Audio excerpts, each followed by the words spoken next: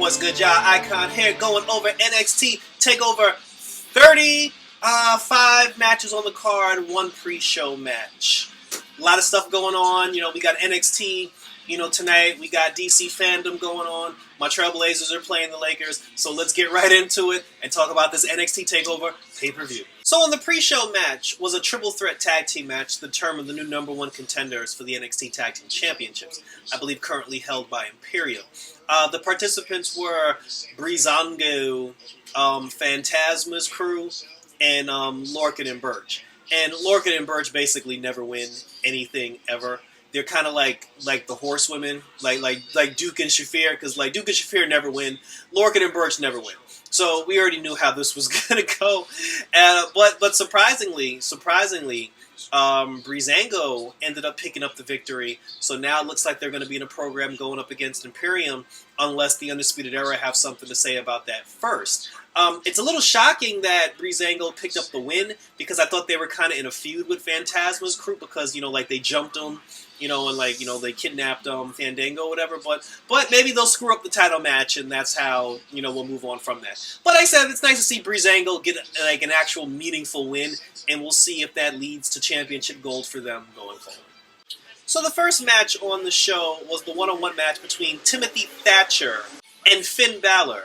No demon, just regular Finn Balor. And I was slightly into the... Let's be honest, Finn Balor wasn't going to lose to no Timothy Thatcher. Especially because they didn't build Thatcher up enough to make anyone think he was going to be a credible threat to Finn Balor. So, of course, coup de grace, 1937 or whatever the hell he calls that brainbuster, puts the Timothy Thatcher down. 1, 2, 3. Finn Balor wins, and I don't know if he's going to feud with Velveteen Dream after this. Maybe Velveteen Dream wins the North American Championship tonight, and then he goes into a program with Finn Balor. But like I said, no surprise, Finn Balor won, and we'll see, who he goes after and whose opponent it'll be after tonight. Next up was the 5-man ladder match for the North American Championship. It was Bronson Reed, dressed like Bam Bam Bigelow, Velveteen Dream, costume inspired by Scott Steiner, Damian Priest, Johnny Gargano, and Cameron Grimes.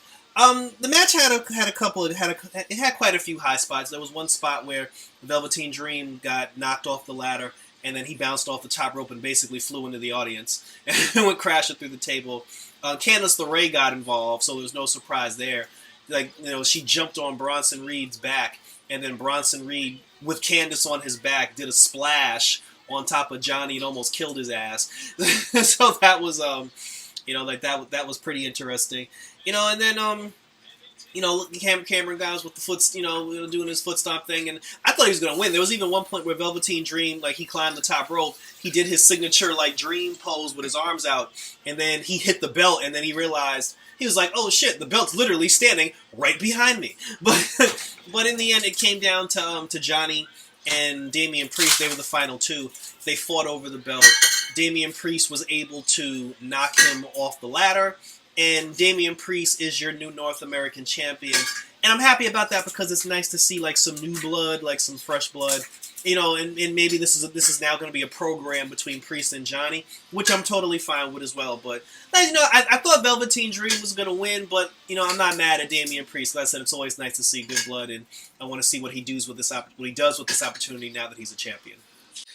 Following that was the one-on-one match between McAfee versus Adam Cole, and I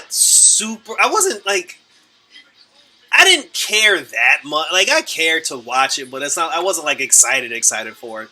The thing with McAfee, he's a former football player, so athletically, he's going to be good. He's going to be good at making it look like a realistic athletic competition. So I definitely give McAfee props for that. But he is in the wrestling world, so there was obviously a moment where he cheated and he tried to kick Adam Cole in the babies. But that didn't work. And everyone's fear about the whole thing is because usually whenever they bring in an outsider, into the WWE world, they always let the outsider win, whether it's an actor, a sports person from another from another field. So everybody was just because Adam Cole was champion for an entire year, for him to just all of a sudden lose to McAfee despite the fact that he's a football player.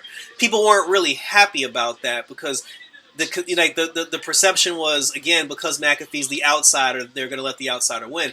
But Triple H, Shawn Michaels, everybody involved, they stayed true to protecting the wrestling business to an extent. And Adam Cole, he was able, and again, the man was champion for over a year. He was able to fight through all the cheating. He was able to fight through the other football players and all the nonsense, hit him with the Panama Sunrise. And Adam Cole keeps his status as a top guy on the NXT brand, and he defeats McAfee 1, 2, 3, which I think is cool. And Adam Cole does deserve to get that victory. So we'll see if he gets the call up to Raw or SmackDown or not, or if he stays in NXT and continues to be undisputed.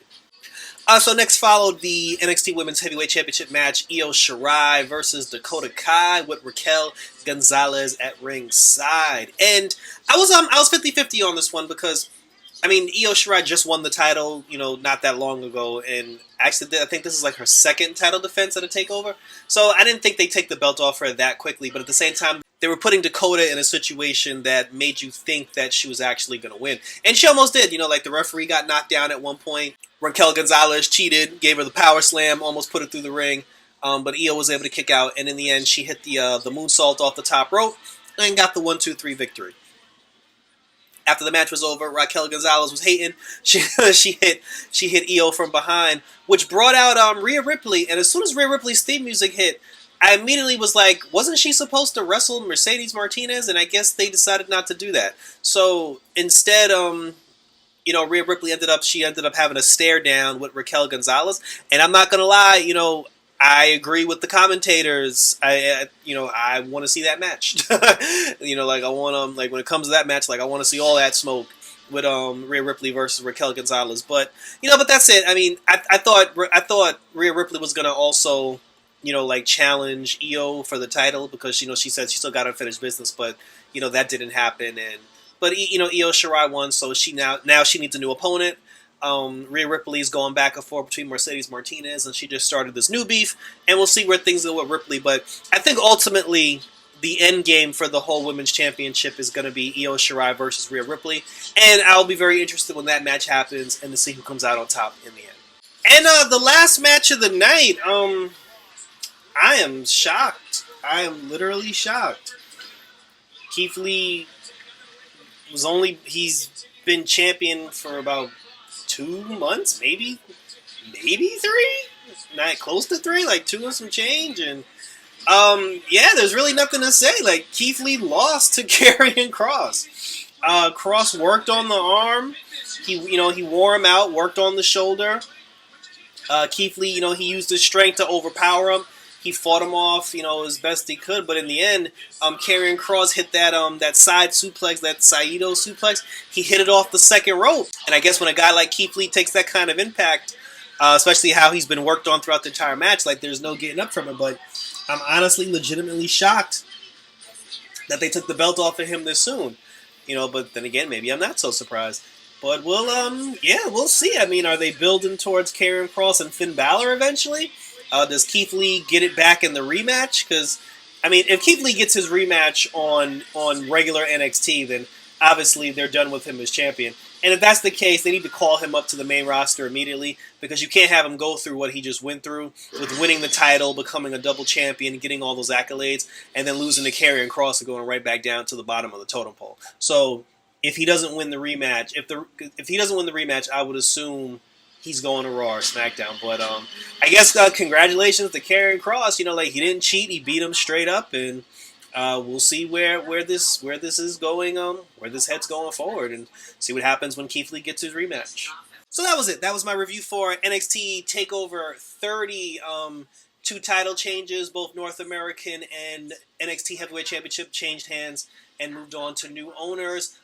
It was nice to see Sasha and Bayley and Cesaro in the audience tonight. I did feel that the pay-per-view could have been longer because since this is NXT TakeOver 30, they could have made it longer. You could have added Rhea Ripley versus Mercedes Martinez, and you could have actually had a tag team match for the tag team championships. But, it is what it is. It was still a good show as always, and, it had a surprise ending. Again, nobody saw that coming, and we'll see what happens with NXT going forward. Thank you for everybody for tuning in for my review for NXT TakeOver 30.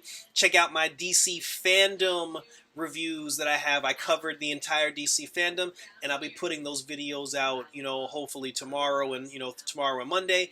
And, also keep it locked for more content, more video game content, and anything else we got going through the pipeline.